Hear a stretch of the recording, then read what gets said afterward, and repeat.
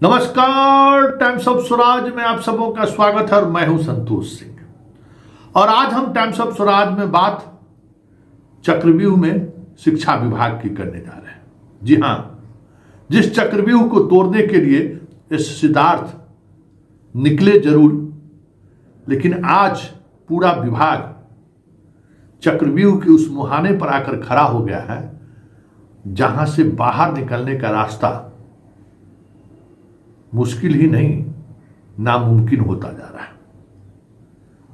विभाग को लग रहा होगा कि संतोष जी क्या बात कर रहे हैं। सिद्धार्थ जी को भी लग रहा होगा कि फिर मेरा घेराबंदी करना शुरू कर दिया, जबकि स्थिति यही है कि विभाग जहां आके खड़ा हो गया है ना, और जिस चक्रव्यूह के जिस द्वार पे खड़ा है उस द्वार को तोड़ना हमें नहीं लगता है कि चुनाव से पहले या आने वाले 6, 7, 8 महीने में संभव होता हुआ दिख रहा है। आखिर इस विभाग का द्वार क्या था, जिस द्वार को खुद सिद्धार्थ ने खुद क्रिएट किया, बनाया, उसको अपने खुद ट्रांसफर करेंगे। चलिए, जो काम किसी ने नहीं सोचा था वो काम ये करना शुरू कर दिए।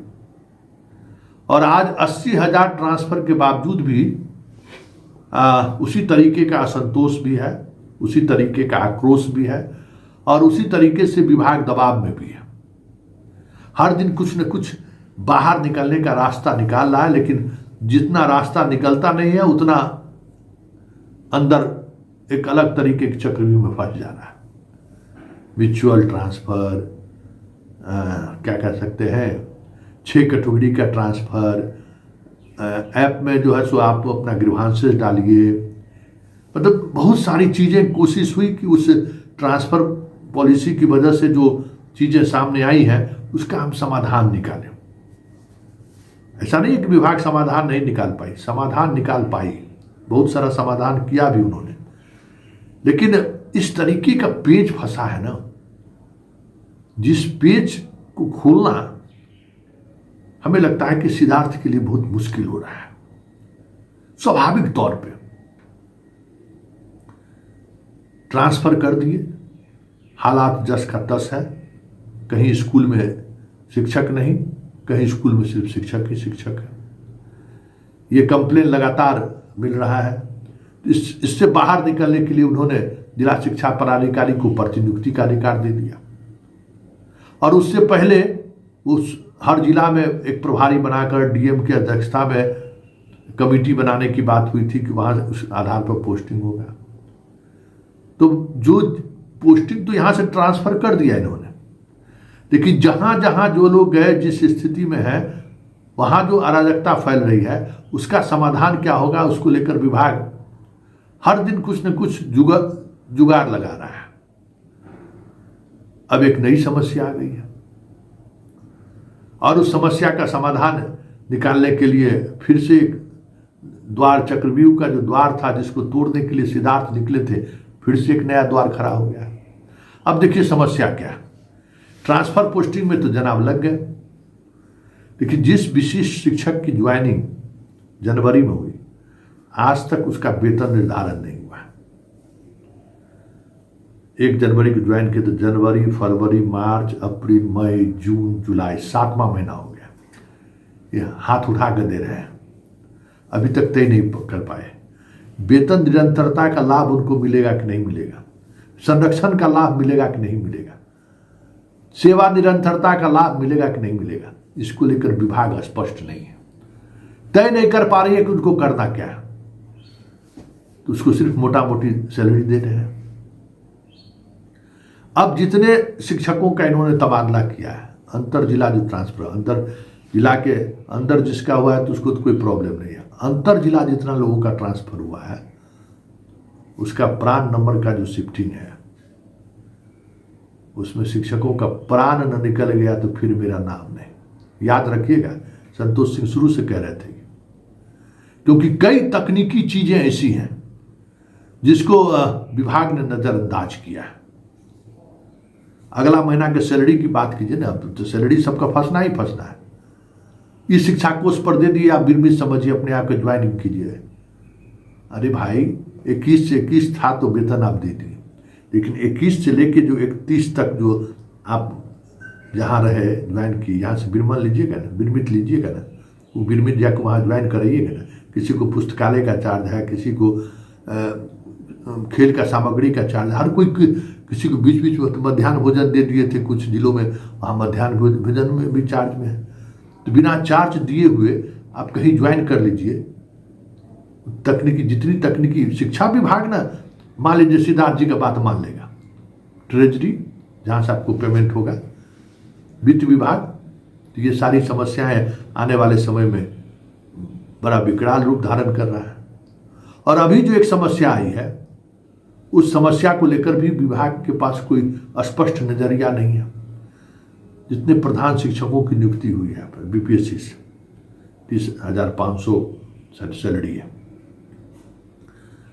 अधिकांश इसमें कौन लोग हैं जो शिक्षक बिहार सरकार में नियोजित हो, शिक्षा मित्र हो, यही लोग हैं ना। उन लोगों का जो वेतन का स्लैब है और ये जो स्लैब है, दोनों में कितना फर्क है। आज के तारीख में बहुत सारे ऐसे प्रधान शिक्षक हैं जो विशेष शिक्षक के रूप में या नियोजित शिक्षक के रूप में या शिक्षा मित्र के रूप में इससे ज़्यादा वेतन उठा रहे हैं। तो कोई अपना वेतन कम करके चला जाए वहाँ, और विभाग अभी भी स्पष्ट नहीं है कि ऐसे शिक्षकों के वेतन के मामले में विभाग क्या सोच रही है, कोई स्पष्टता नहीं है। जैसे विशिष्ट शिक्षक बनने के बाद उसका वेतन निर्धारण क्या होगा, जिसको लेकर आज भी विभाग स्पष्ट नहीं है। मोटा मोटी तौर पर वेतन दे रहे हैं, इतना पैसा आप ले लीजिए, हाथ उठाओ बोल। 7 महीने बाद भी विभाग निर्णय नहीं ले सकी है। इसी तरीके से हेड टीचर के मामले में कोई मान लीजिए कि वेतन का नुकसान करके क्यों ज्वाइन करने के लिए जाएगा। आप इस बात को समझिए सिद्धार्थ जी, जितना ये सब जो कुछ भी हो रहा है ना, वो सारी की सारी परिस्थितियां आपके एजुकेशन सिस्टम पर, क्योंकि शिक्षक मतलब तय नहीं कर पा रहे कि हमें करना क्या है। शिक्षक की मना स्थिति जो है उसका अंदाजा शायद आपको नहीं होगा। हर कोई किसी न किसी तरीके से परेशान, मतलब पूरा समझिए समुद्र मंथन वाली स्थिति है।